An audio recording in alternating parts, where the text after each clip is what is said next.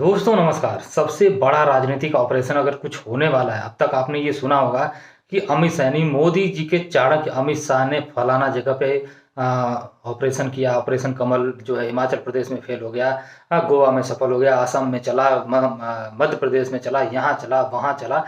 आप लंबे समय से ये सुनते आ रहे होंगे कि ये ऑपरेशन वो ऑपरेशन, सब जगह ऑपरेशन कमल ही चल रहा था। और उसके चालक जो थे यानी उसके जो कर्ता धर्ता थे उसे माना जा रहा था कि वो अमित शाह यानी बीजेपी के चाणक्य, मोदी जी के चाणक्य अमित शाह थे।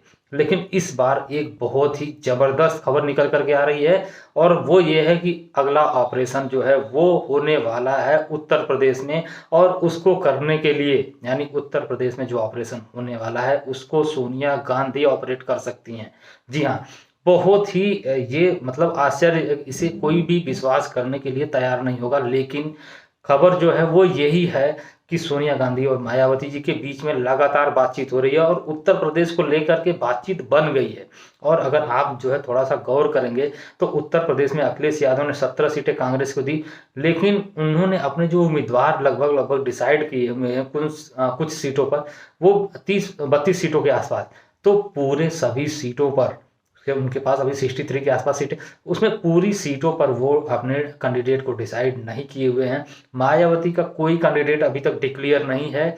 और पिछले कुछ वर्षों के चुनाव को आप देखेंगे तो आप पाएंगे कि मायावती का एक ये रणनीति रही है कि वो लगभग जो है 6 महीना पहले अपने कैंडिडेट को डिसाइड कर देती हैं, उनको पूरा समय देती हैं कि वो जाएं क्षेत्र में अपने और वहाँ अपने प्रचार प्रसार में जो कुछ भी कर सकते हैं।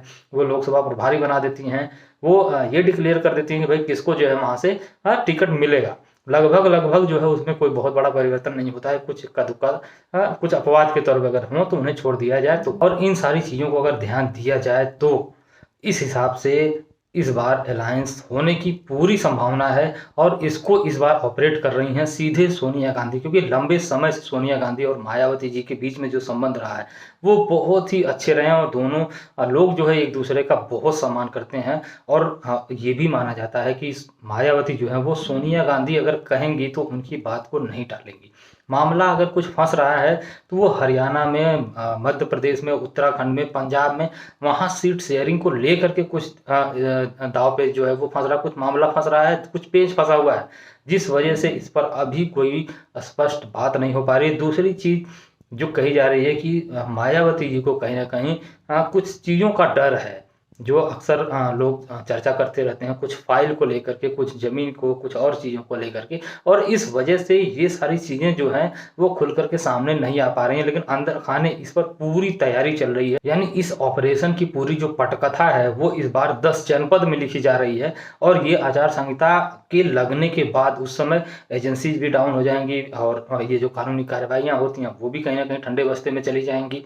चुनाव आयोग जो है वो एक्टिव हो जाएगा और सारी चीज़ें लगभग वो अपने हाथ में ले लेता है। तो ऐसी स्थिति में माना जा रहा है कि उत्तर प्रदेश में ये जो ऑपरेशन हाथ का पंजा वाला है वो हाथी के साथ मिल जाएगा। यानी ये ऑपरेशन सोनिया गांधी उत्तर प्रदेश में आचार संहिता लगने के बाद करेंगी। और इसकी पुष्टि भी हो रही है कि दोनों लोगों के बीच में लगभग लगभग बातचीत हो रही। और एक बहुत ही वरिष्ठ राजनीतिक विश्लेषक है ये साहब अशोक वानखेड़े, उन्होंने तो एक उदाहरण दे करके बताया कि हाथी हाथी का महावत, उन्होंने कहा कि हाथी जो है वो 2 तरह के महावत से चलता है। एक महावत तो वो होता है जो हाथी को बचपन से पाल के पोस के और उसको खिलाता है, पिलाता है, उसका सम्मान करता है और फिर उसके पीठ पे बैठ के प्यार से सवारी करता है। एक तो वो हो गया। दूसरा होता है अंकुश वाला, जो उसको वो उसके सर पे वो अंकुश लगाए रखता है और वो जो है उसके अंकुश के हिसाब से हाथी को चलाता है। तो हाथी जो है, जो अक्सर सुनने के लिए मिलता है,